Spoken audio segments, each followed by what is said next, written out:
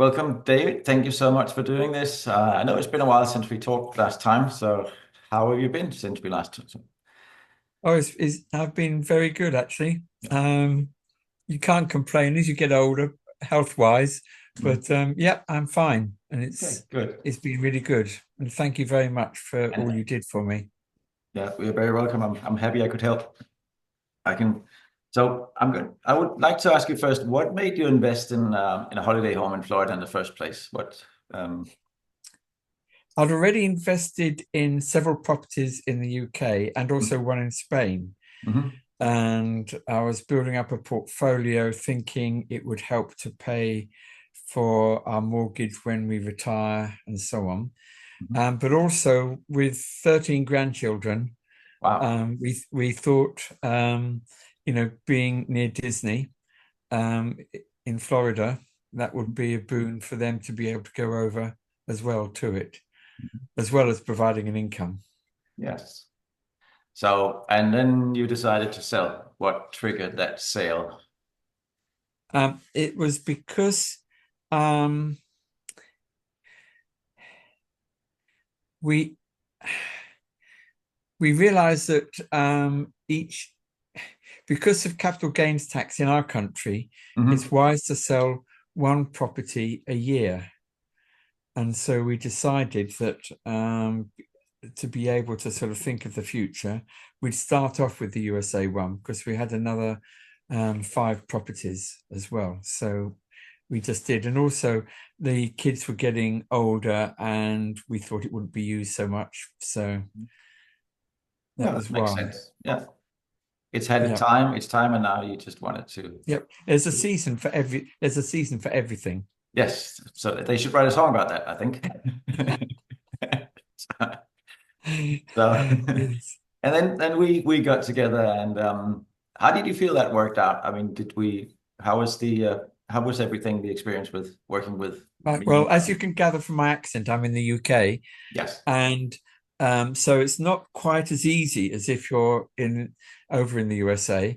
And when we'd been the previous time, and I'd looked at different estate agents and so on, there was such a myriad of them, and I thought, how do I choose? And also, I needed someone who was able to relate to the UK situation Hmm. where we were and to be able to provide the link, the bridge across there. And so I started researching, and you came up, and you were recommended. And so I thought, right, because I think now these days, when you go to buy a product or a service, you always look at recommendations Absolutely, yes. because that's a big choice. And full disclosure, that's one of the reasons we're doing this because so but Certainly, that's fine. yeah. So yeah, and did I live up to your expectations, so to speak? I mean, did we Uh, communicate well from this end? yes, definitely. I mean, I've just been looking back just now at all the emails that you sent and the way things went. And quite a few times I said, "Oh, thanks, you're doing really well." And so you walked with me through the process because obviously an American situation for selling a property is different from England, which is actually different from Scotland because we have different rules or ways of doing Mhm. things.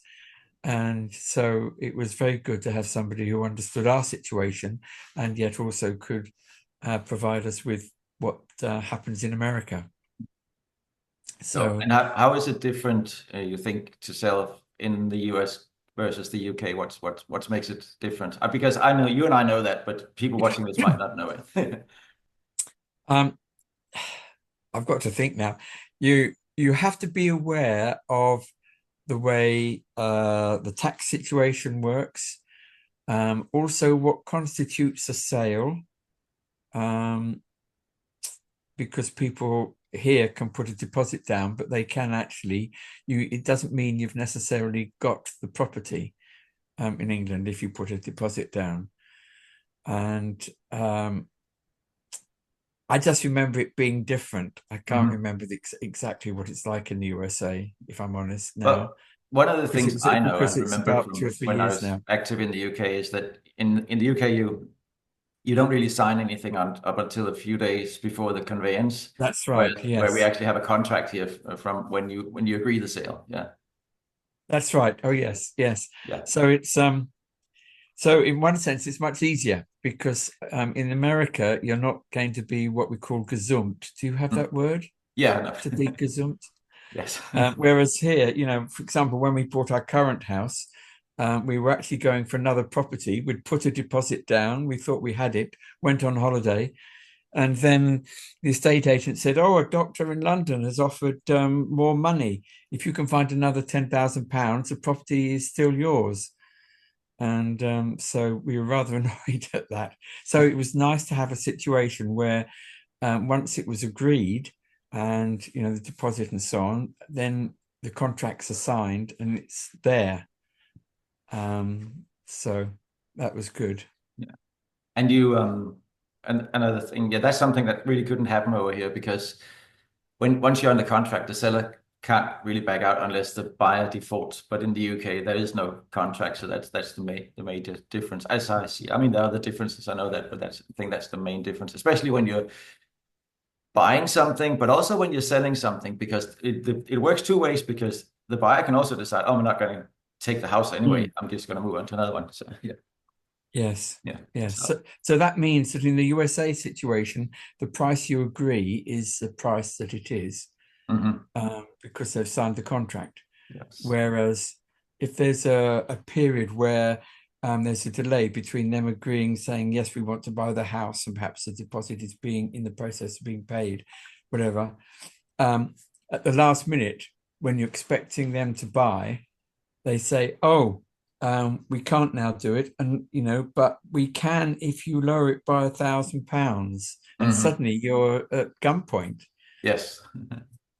So, So and I mean that can obviously happen during the inspection period over here, but once the inspection period is done, it's usually more or less mm, a done deal. So so there, as obviously as a foreign investor in the US, you're subject to FIRPTA taxes, and I hope we provided you with good good resources for sorting that stuff out, because you had to have a certain, I mean, it's 15% withholding taxes, but it's not something I as a real estate agent can deal with. So I hope we provided you with the external assistance that you needed for that.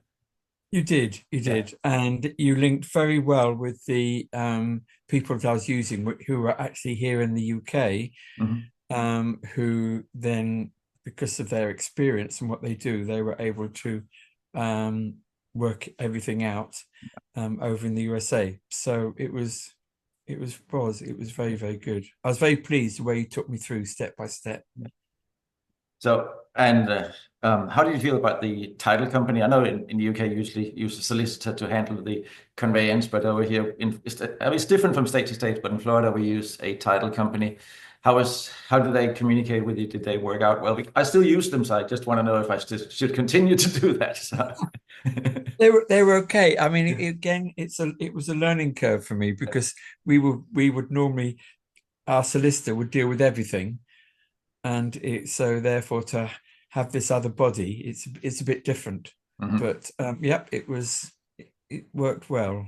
I think we keep with them Mhm. And what about the because it's price? Were you because happy with? Oh, sorry. I think it's also the if you know a company and there's a loyalty factor in it, Mhm.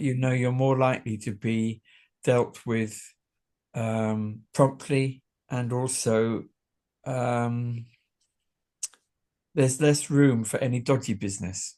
They're Mhm. more likely to respect you. Yes, I agree with that. It's good to have a good working relationship and the trust both ways. So, what about the price? Were you happy with what we got you? Yes, I mean I had actually checked the price. I didn't know whether I should have waited a bit longer because we didn't get as much for it as I'd hoped. But then that happens with markets. They sort of do go up and down. And so, and when I checked, I thought you'd got us a good price for um, what um, what that current value was. Yeah. Yes. Yeah, I agree. If you'd waited another year, it you would have gotten more for that property. That's I know that. But it's nobody knew that, you could say. I mean, No, it could but have gone worse. it could have gone worse, yes. So, yeah, You know, it's it wasn't the greatest time, but like I said, we weren't quite aware of that at the time because nobody knew what the future would hold. So, but I'm glad that you felt that for the market at the time, you got a reasonable good price. yes. I mean, if anyone's doing it from Britain, I would say keep an eye open for exchange rates, Yes. because that's important. Hmm. And be prepared to delay or act quickly if in fact the exchange rates are good. So at the moment, for example, the exchange rate is worse this last week for US dollars to the UK pound, but who knows what will happen in a week's time. Yeah, exactly. Yeah. Like I said, it's just a matter of keeping an eye on it and It strike is. when you think the time is right, because you'll never be able to quite know exactly when the time is right. You can. So, do you have any things you would like to say to me after this? Any? I thought that I thought that you were very efficient, and I was pleased with the fact that you understood our UK situation, and as I said, was able to build a bridge between us and what actually goes on there. Mhm. And you did make it very easy, and it was easy to get hold of you as well, which is important. In my business as a tour operator, and if anybody in the USA or Britain wants to go to Iceland, we do groups, not individuals, but they're very welcome. No, don't worry. Um, you can cut that bit out. Um, I think it's important that in any business that you know that you can rely on a person and that they are prompt. Mhm. You're not going to be, the worst thing is with a business is if you ask them a question and then a week later or 2 weeks later, you eventually get a response. And I found that you were not only effective, but also you were really good in being able to answer questions promptly and to guide me through it. So thank you. Well, thank you for saying that. Well, I appreciate. I want to get to you to a slightly warmer place because it's a little nippy where you are right now. So let's finish this off. And but thank you very much, David. I really appreciate you taking time to do this. Thanks. It's a pleasure. It's a pleasure. Thank Yeah. you, Ben, Thank for you. everything. Bye for now. Bye. Bye.